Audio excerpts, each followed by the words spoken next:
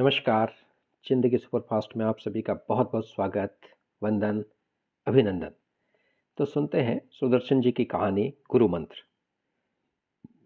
आधी रात के समय नवयुवक एकनाथ ने बहुत धीरे से अपने मकान का दरवाज़ा खोला और बाहर निकल आया। गली, बाज़ार, गाँव सब सुनसान और अंधकारमय थे।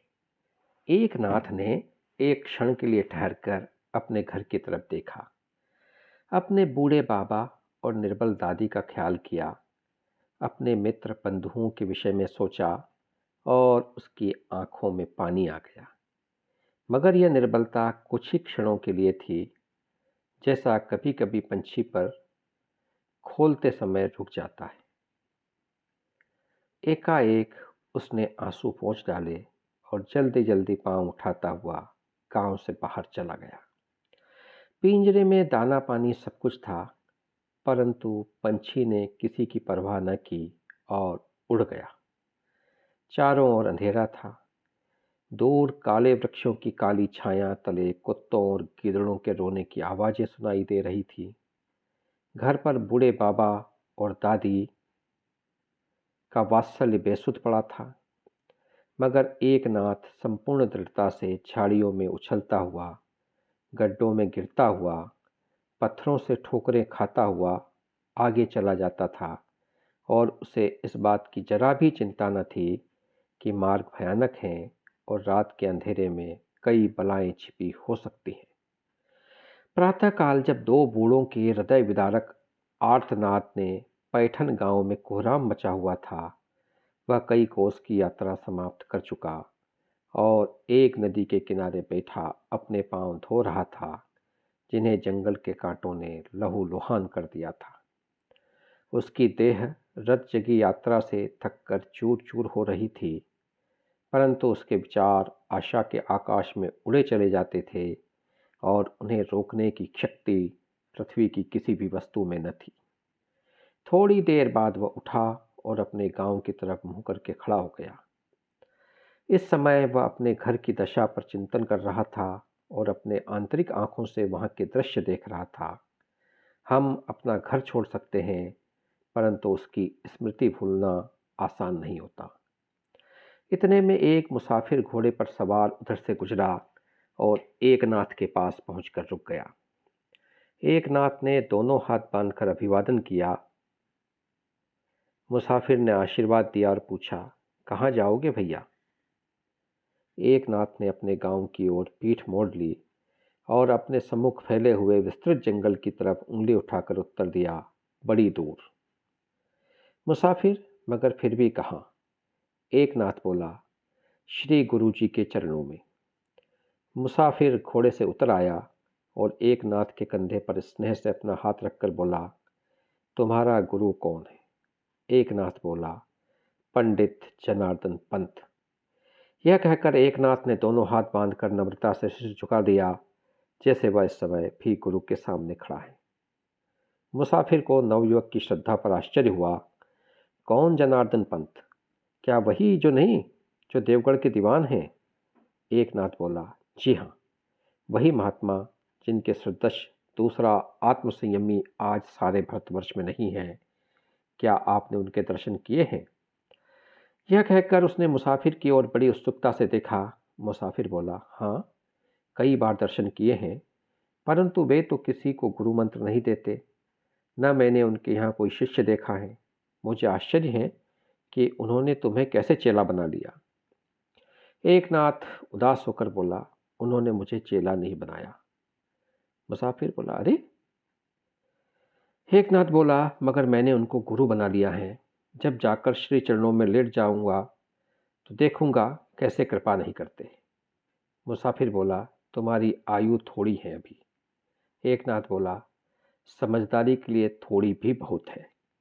मुसाफिर बोला, क्या तुम्हें संसार का अनुभव है? एकनाथ बोला, गुरुजी की कृपा दृष्टि से अनुभव भी प्राप्त हो जाएगा। मुसाफिर बोला, यह मार्ग बड़ा कठिन है। एकनाथ बोला, साहस हो तो सारे काम बन जाते हैं। मुसाफिर ने हंसकर कहा, मगर बेटा, देवगढ़ तक कैसे पहुंचोगे? बड़ी दूर हैं यहाँ से। एकनाथ बोला, जिनके दिल को लगी हो उनके लिए दूरी कोई चीज नहीं होती। मुसाफिर, कोई घोड़ा क्यों नहीं ले लेते? एकनाथ बोला, गुरुजी के पास नंगे पांव ही जाना ठीक है। मुसाफिर ने यह बातें सुनी तो बड़ा खुश हुआ। उसने दुनिया देखी थी, मगर ऐसा नवयुवक उसकी आंखों से आज तक न गुजरा था। यह नवयुवक न था, श्रद्धा और पुरुषार्थ की जीती जागती मूर्ति था। उसने एकनाथ को प्रेम से देखा और घोड़े पर सवार होकर चल दिया। कितने कष्ट सहकर, कितने संकट झेलकर एकनाथ देवगढ़ पहुंचा, इसका अनुमान करना आसान नहीं। परंतु देवगढ़ पहुंचकर उसको वह सारे कष्ट भूल गया। प्यासा हरिण जल की खोज में कितना भागता है, कैसे घबराता है, उसका शरीर थककर पसीना पसीना हो जाता है, परंतु जल के समीप पहुंचकर उसकी सारी थकान दूर हो जाती है। वहां जाकर उसका कुम्हलाया हुआ हृदय कमल की तरह खिल उठता है। एकनाथ की भी यही दशा थी। वह अब गुरुजी की नगरी में आ पहुंचा था। वह स्वर्गीय सपनों की पुण्य भूमि में आ गया था, जिसके लिए उसकी आंखें तरसती थी।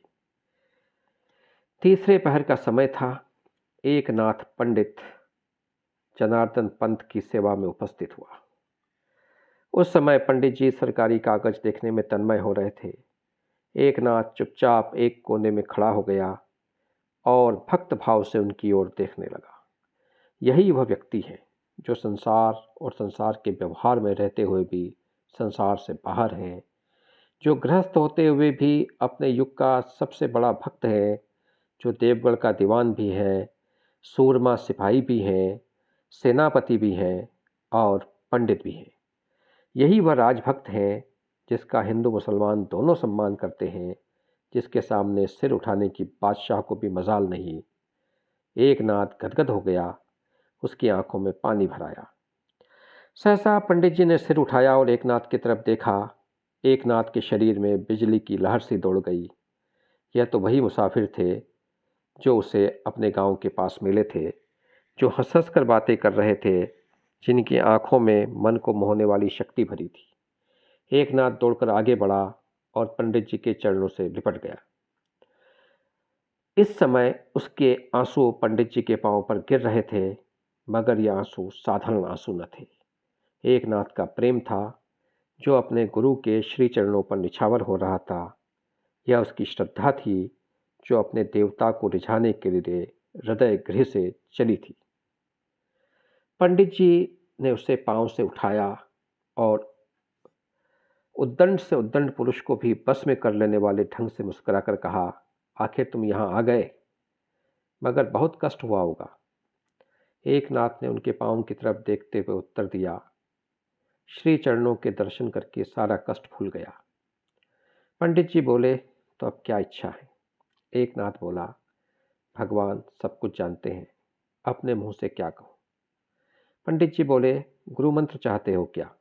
एकनाथ बोला, यह मेरे जीवन का सबसे बड़ा स्वप्न है। पंडित जी बोले, मैं साधारण गृहस्थी हूँ, मुझसे तुम्हारा कल्याण क्या होगा? किसी परमहंस के पांव क्यों नहीं पकड़ते, बेड़ा पार हो जाएगा। एकनाथ बोला, मैंने इस युग का सबसे बड़ा परमहंस पा लिया, अब और कहाँ जाऊँ। आप गृहस्थी हैं, परंतु आपकी पदवी साधु सन्यासियों से भी ऊंची है। पंडित जी बोले, यह तुम्हारी श्रद्धा है, मैं तो राजा का एक मामूली नौकर हूँ। एकनाथ बोले, मगर मेरे लिए तो आप राजाओं के भी राजा हैं। यह कहकर एकनाथ फिर झुका और पंडित जी के पांव में लेट गया। पंडित जी निरुत्तर हो गए। विनय और श्रद्धा के सामने तर्क की बोली पेश नहीं जाती। देवगढ़ के दीवान साहब एक साधारण ग्रामीण नवयुवक के सामने चुप थे और न जानते थे कि उसे कैसे समझाएं। कुछ सोचकर उन्होंने उसे उठाया और गंभीरता से कहा, हमें गुरु मंत्र देने में आपत्ति नहीं, परंतु पहले तुम्हें सिद्ध करना होगा कि तुम इसके अधिकारी हो। कहो, परीक्षा के लिए तैयार हो? एकनाथ ने सिर झुकाकर उत्तर दिया, जी हाँ, बड़ी खुशी से। यह कहकर उसने गुरु के पांव तले से मिट्टी उठाई और माथे पर मल ली, मानो यह मिट्टी न थी, चंदन था। 3 वर्ष बीत गए।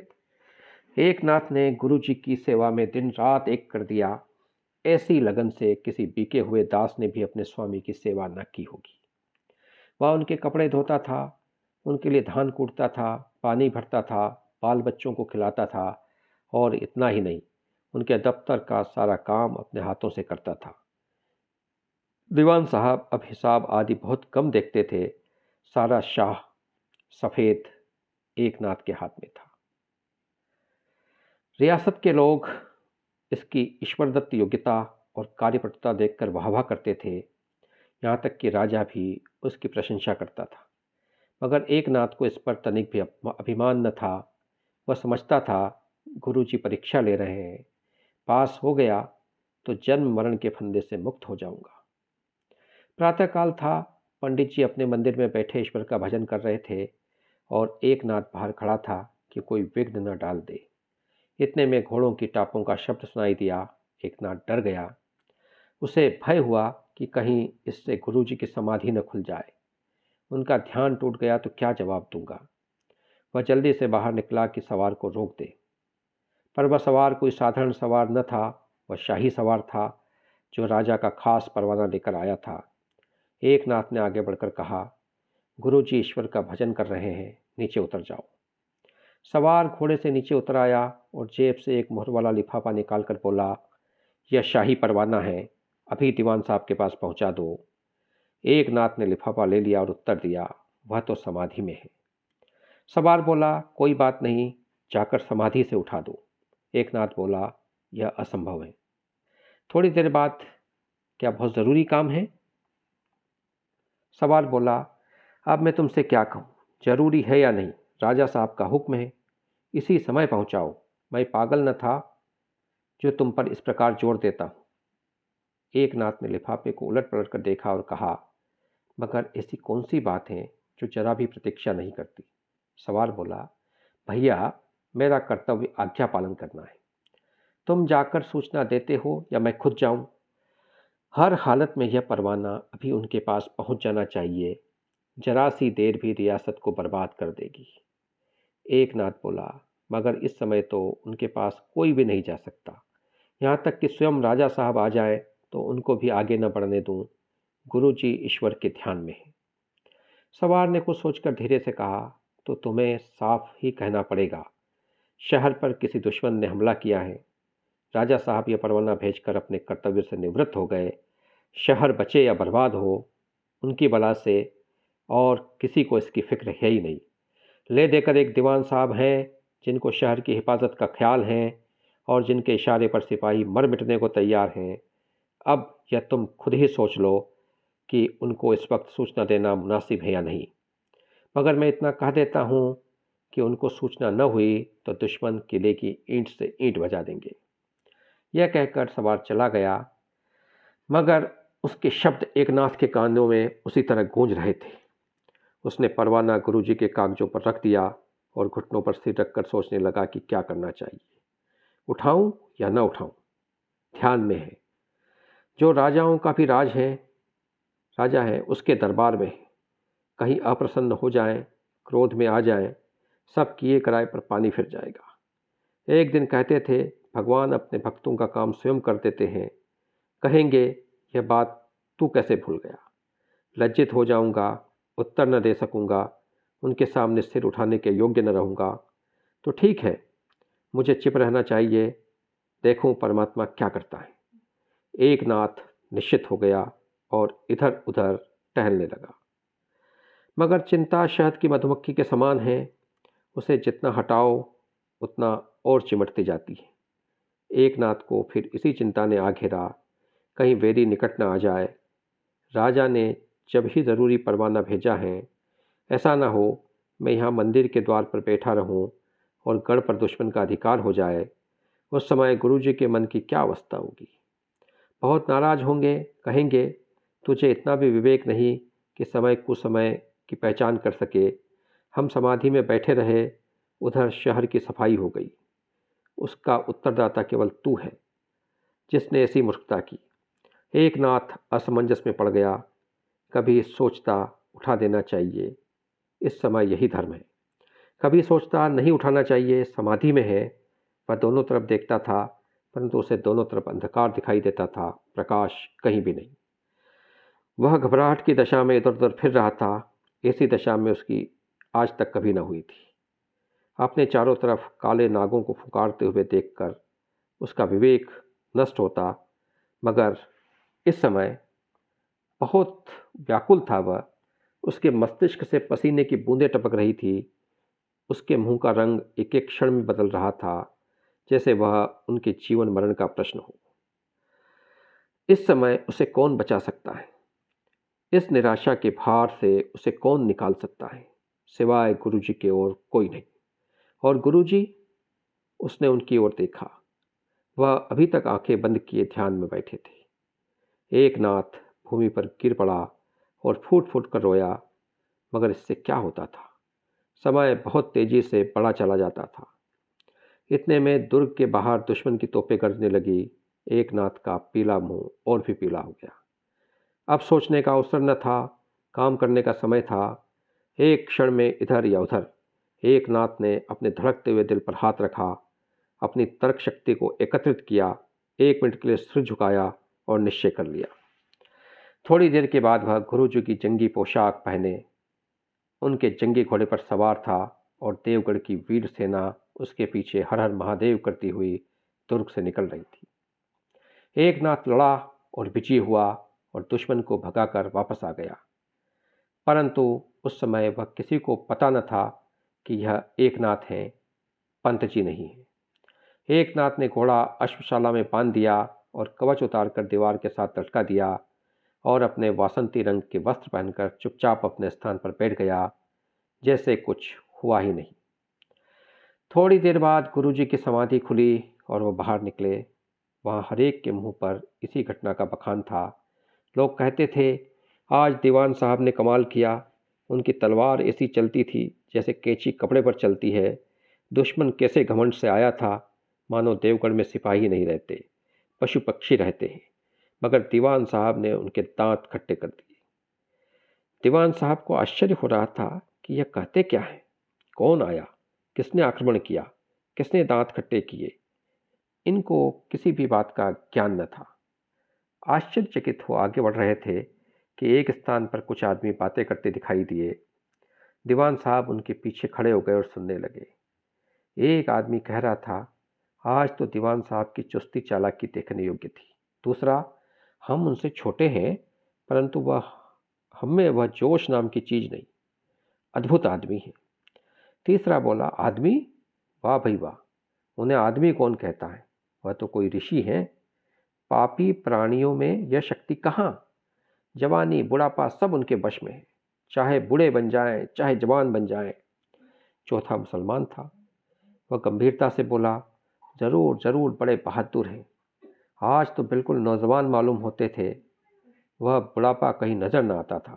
तीसरा, अरे भैया, हम तो देख रहे थे, दुश्मन उनको देखते ही किम कर्तव्य विमूढ़ हो जाते, जैसे किसी ने मंत्र पढ़कर उनकी संज्ञा छीन ली हो। चौथा, आंखों से आग बरसती थी। सिद्ध पुरुष महात्माओं के यही लक्षण हैं, जिसकी तरफ देख ले वही वश में हो जाता है, कुछ करना चाहे तब भी कर नहीं सकता। दूसरा, और उनका घोड़ा कैसे उड़ता चला जाता था, यह शायद आपने नहीं देखा। तीसरा, खूब देखा भाई, 2 ही घंटे में दुश्मन मैदान छोड़ भागा। किस घमंड से आया था, मानो विजय निश्चित है। चौथा, अब कभी इस तरफ देखने का भी साहस न करेगा। पहला बोला, समझता होगा बादशाह विलासप्रिय हैं, जाते ही विजय हो जाएगी। यह पता न था कि पंत जी का सामना करना है, कैसे भागा। दूसरा बोला, अच्छी शिक्षा मिली, आजीवन स्मरण रखेगा। पांचवा बोला, परंतु एक और बात सुनी है, सुनकर बुद्धि चकराती है, बड़ी अद्भुत है। पहला, वह क्या? पांचवा, कुछ लोगों का कहना है कि जब दुश्मन से लड़ रहे थे उसी समय वो अपने मंदिर में भी बैठे थे। दूसरा, हाँ हाँ, सुना तो हमने भी है। तीसरा बोला, परंतु एक ही समय 2 स्थानों पर, यहाँ भी और वहाँ भी, अचरज होता है। चौथा बोला, भाई, जिसकी पीठ पर परमेश्वर का हाथ हो उसके लिए कुछ भी कठिन नहीं, भगवान जो चाहे कर दे, उसका हाथ कौन पकड़ सकता है। वह चाहे तो तुम्हें अभी आकाश में उड़ाने लगे। हम मुंह देखते रह जाएंगे। प्रभु की लीला है। पांचवा, और क्या? पहला, यह दीवान साहब नहीं, नगर रक्षक देवता हैं। सहसा एक आदमी ने पीछे मुड़कर देखा और दूसरे को दिखाया। सब दंग रह गए। यह क्या? दीवान साहब चले जा रहे हैं। एक बोला, लो, यह भी लो। हम में से किसी का रूप धारण करके खड़े थे, अब अपने रूप में जा रहे हैं। हमने तो पहले ही कह दिया था कि यह महात्मा जो चाहे सो कर सकते हैं। अब दीवान साहब सब कुछ समझ गए। यह काम एक नाथ ही का है, किसी दूसरे का नहीं। उसी ने हमारे वस्त्र पहने और दुश्मन को हरा कर लौट आया। यह बालक कितना वीर है, कितना समझदार है। राजा का परवाना आया होगा। हम समाधि में थे, हमें नहीं उठाया, स्वयं लड़ने चला गया। कोई मूर्ख होता तो कहता, शहर लूटता है तो लूटे, हमें क्या। बैठे गुरु की आज्ञा का पालन कर रहे हैं। उन्होंने मंदिर में पहुंचते ही एक नाथ को गले से लगा लिया और कहा, तूने मेरी लाज रख ली। एक नाथ बार बार उनके चरणों में गिरता था, कहता था, आप मुझे लज्जित कर रहे हैं, मैंने तो कुछ भी नहीं किया। पंडित जी ने उसे स्नेहपूर्ण दृष्टि से देखा और कहा, तुम्हारी वीरता की लोग भूरी भूरी प्रशंसा करते हैं। मुझे यह पता न था कि तुम तलवार के भी धनी हो।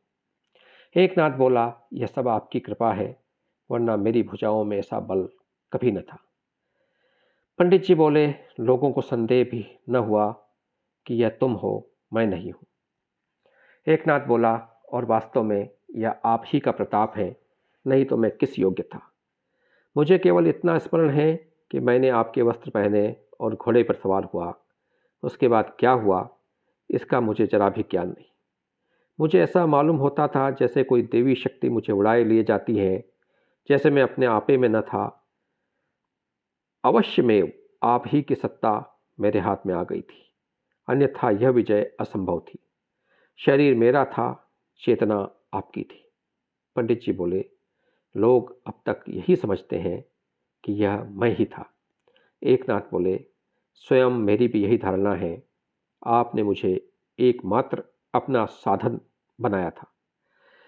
इस श्रद्धा को देखकर पंडित जी की आंखें सजल हो गई। थोड़ी देर बाद बोले, बेटा, अब मैं बूढ़ा हो गया। इस पन में यह राज्य कार्य करना बड़ा कठिन है। मैं चाहता हूं अब 4 दिन का विश्राम करूं। दीवान की पदवी तुम संभालो तो मुझे छुट्टी मिले। आज की घटना ने मेरी आंख खोल दी है। मुझे विश्वास हो गया है कि यह काम तुम खूब संभालोगे। राजा साहब को भी आपत्ति न होगी। मेरा जाकर 2 शब्द कह देना ही काफ़ी है, वह स्वीकार कर लेंगे। कहो तो अभी जाऊं। एक नाथ की आंखों में आंसू आ गए। उसने दोनों हाथ बांध लिए, जैसे कोई भूल हो गई। वह भूमि पर मुंह के बल गिर पड़ा और नम्रता से बोला, मुझे कुछ नहीं चाहिए, केवल आपके चरणों में पड़ा रहूं, मेरे लिए यही सब कुछ है। पंडित जी एक नाथ का अभिष्ट समझ गए, परंतु चुप रहे। अभी एक परीक्षा बाकी है। और कुछ दिनों बाद उसका समय भी आ गया। प्रातःकाल था। एक नाथ पंडित जी के स्नान के लिए पानी भर रहा था। इतने में पंडित जी खड़ाऊ पहने हुए आए और मुस्कुराकर बोले, बेटा एक नाथ, कल 9 वर्ष आरंभ है। इस वर्ष का हिसाब किताब तैयार कर लो। समय थोड़ा है, केवल आज का दिन और आज की रात, परंतु तुम्हारे जैसे योग्य आदमी के लिए कठिन नहीं। एक नाथ ने पानी का घड़ा हाथ से रख दिया। पंडित जी बोले, राजा साहब कल हिसाब देखेंगे, तैयार हो जाएगा या नहीं। यदि न हो सके तो मैं कर लूँ। एक नाथ धीरे से बोला, मैं कर लूँगा। तो पंडित जी बोले, तो जाओ, आरंभ कर दो, समय बहुत कम है। एक नाथ दफ्तर में पहुंचा और हिसाब किताब देखने लगा। काम साधारण न था, सारे वर्ष का हिसाब था, और वह भी किसी साहूकार का नहीं, एक रियासत का। परंतु एक नाथ के दिल में जरा भी घबराहट न थी, न मुंह पर चिंता के चिन्ह थे। उसने किताबों के ढेर सामने रख लिए और पालती मारकर बैठ गया। सूरज आकाश में धीरे धीरे ऊंचा उठा और सिर पर पहुंच गया, मगर एक नाथ उसी तरह बैठा हिसाब देखता रहा। संध्या हो गई, पर एक नाथ को पता भी न चला। नौकर आकर क्षमादान जला गए। एक नाथ काम में लगा रहा। उसे खाने पीने की सुध न थी, न सोने की इच्छा। ख्याल यह था किसी प्रकार काम समाप्त हो जाए। आधी रात बीत गई। एक नाथ ने सारा काम समाप्त कर लिया। सब कुछ ठीक था, केवल 1 पैसे का फर्क था। एक नाथ के तेवर बदल गए। सोचने लगा, जरा सी भूल ने सारा काम चौपट कर दिया। उसने रकमों को दूसरी बार जमा किया, फिर वही तर्क, फिर हिसाब किया, पर फर्क फिर भी न निकला।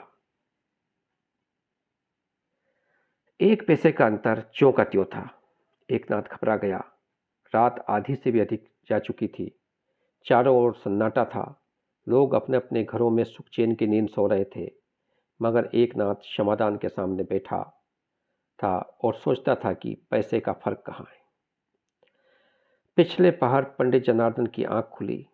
खिड़की से देखा, दफ्तर में अभी तक प्रकाश है। समझ गए एकनाथ जाग रहा है। वह धीरे से उठे और बाहर चले आए। दफ्तर के बाहर चौकीदार भी ऊँघ रहा था। केवल एकनाथ जागता था। पंडित जी ने धीरे से कहा, एकनाथ।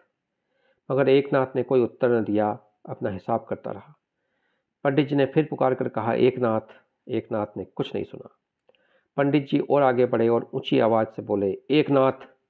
मगर फिर जवाब में वही सन्नाटा, जैसे एकनाथ जागता न था, सोता था। पंडित जी को अचरज हुआ। वह और आगे बढ़े और क्षमादान के सामने इस प्रकार खड़े हो गए कि उनके शरीर की छाया पुस्तक पर पड़ती थी। मगर एकनाथ को अब भी मालूम न हुआ। उसके लिए पुस्तक के अक्षर उसी तरह साफ और रोशन थे। वह हिसाब में तन्मय हो रहा था। उसे दीन दुनिया की सुध न थी। इस तरह आधा घंटा बीत गया। सहसा एकनाथ को अपनी भूल का पता लगा। उसने खुशी से सिर हिलाया और हिसाब ठीक करके पुस्तकें बंद कर दी। उसके बाद उसने दोनों हाथ मिलाकर सिर से ऊपर उठाए और जम्भाई लेने लगा। इतने में उसने चकित होकर देखा, पंडित जी सामने खड़े हैं। वह घबराकर आगे बढ़ा और उनके पाँव में झुक गया। पंडित जी ने पूछा, हिसाब किताब हो गया?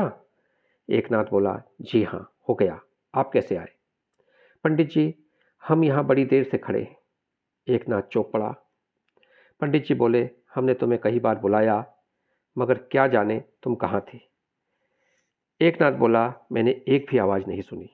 पंडित जी बोले, हमारी छाया से पुस्तक पर अंधेरा हो गया, तुम्हें इसका ज्ञान न हुआ। एकनाथ हाथ बांधकर बोला, अब क्या कहूँ। मुझे संदेह तक न हुआ कि कोई इस कमरे में खड़ा है। इस समय मेरी दुनिया केवल यह पुस्तक थी। पंडित जी खड़े थे, बैठ गए और एकनाथ के मुंह की ओर देखकर बोले, प्रातःकाल से इसी भांति बैठे थे क्या? एकनाथ, जी हाँ, इसी भांति। पंडित जी बोले, कुछ खाया पिया या नहीं? एकनाथ बोला, जी नहीं। पंडित जी बोले, नींद भी नहीं आई? एकनाथ बोला, जरा भी नहीं। पंडित जी बोले, इस समय क्या कर रहे हो? एकनाथ बोला, 1 पैसे का फर्क पड़ता था, उसे निकाल रहा था, बड़ी कठिनाई से पता चला। पंडित जी बोले, 1 पैसे के लिए इतना परिश्रम क्यों किया? मामूली बात थी। एकनाथ बोला, मैंने सोचा आखिर ये भूल है, चाहे 1 पैसे की हो, चाहे 1 लाख की। पंडित जी का चेहरा चमकने लगा। वह गंभीरता से बोले, बस तूने मुझे प्रसन्न कर दिया। मेरी परीक्षा बड़ी कठिन थी। बड़े बड़े साधु संत भी कदाचित इसमें सफल न होते, परंतु तू सब में उत्तीर्ण हो गया। तूने काले कोसों की यात्रा की और सिद्ध कर दिया कि तेरा हृदय श्रद्धा का सागर है। तूने सिद्ध कर दिया कि तुझ में सेवा भाव है। तूने युद्ध क्षेत्र में विजय प्राप्त की, जो इस बात का प्रमाण है कि तू वीरात्मा है और तुझे मृत्यु का भय नहीं। और फिर दीवान की पदवी को ठुकरा दिया। कोई लोभी ऐसे अवसर पर फूला न समाता। वह त्याग भाव कितना पवित्र है, कितना महान है। परंतु मैंने तुझे उस समय भी गुरु मंत्र न दिया था, क्योंकि अभी एक परीक्षा बाकी थी। आज वह भी समाप्त हो गई। मैं देखना चाहता था कि तुझ में एकाग्रता है या नहीं, जिसके बिना ईश्वर भक्ति के मार्ग पर 2 पग चलना भी असंभव है। मैं आया, मैंने तुझे आवाज़ें दी, मैंने तेरा प्रकाश रोक लिया, परंतु तुझे मालूम भी न हुआ। यह थी एकाग्रता की पराकाष्ठा। अब मैं तुझे गुरु मंत्र देने को तैयार हूँ। मुझे तेरे जैसे शिष्य पर गर्व है। इस समय एकनाथ के चेहरे पर ऐसा तेज था जो इस मृत्युलोक में कभी कभी दिखाई देता है। आज उसका वर्षों का परिश्रम सफल हुआ। आज वह परीक्षा में उत्तीर्ण हुआ। उसने वही भूमि पर गिरकर घुटने टेक दिए। पंडित जी ने फिर कहा, और मुझे यह भी आशा है कि जिस प्रकार तूने आज 1 पैसे की भूल के लिए अपना इतना समय खर्च किया, उसी प्रकार भक्ति मार्ग पर चलते हुए भी तू इस नियम को स्मरण रखेगा और छोटी से छोटी बुराई की भी अवहेलना न करेगा। अब जा, आराम कर। कल मैं तुझे प्रकाश, पवित्रता और अमर जीवन के सन्मार्ग पर चलने का उपदेश दूंगा। एकनाथ का चेहरा और भी चमकने लगा। तो हमने सुनी कहानी गुरु मंत्र।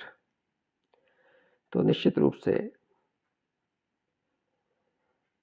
जितना महत्वपूर्ण गुरु महाराज का मिलना होता है, गुरु का मिलना होता है, उससे महत्वपूर्ण ये होता है कि जो शिष्य हो वह उसके योग्य हो, उस गुरु मंत्र का अधिकारी हो और उसके अंदर जो कुछ गुण होते हैं कि वह उसका हृदय श्रद्धा का सागर हो, वह एक वीरात्मा हो, वह काम, क्रोध, लोभ, मोह, अहंकार जैसी चीज़ों से परे रहता हो, जिसमें एकाग्रता हो और एकाग्रता की पराकाष्ठा हो। तो जो व्यक्ति अपने जीवन में ऐसे गुणों को अपना लेता है वह गुरु मंत्र का भी अधिकारी बन जाता है। और गुरु मंत्र या उपदेश या दीक्षा का कोई एक पक्ष नहीं है, यह जीवन के हर पक्ष में होती है।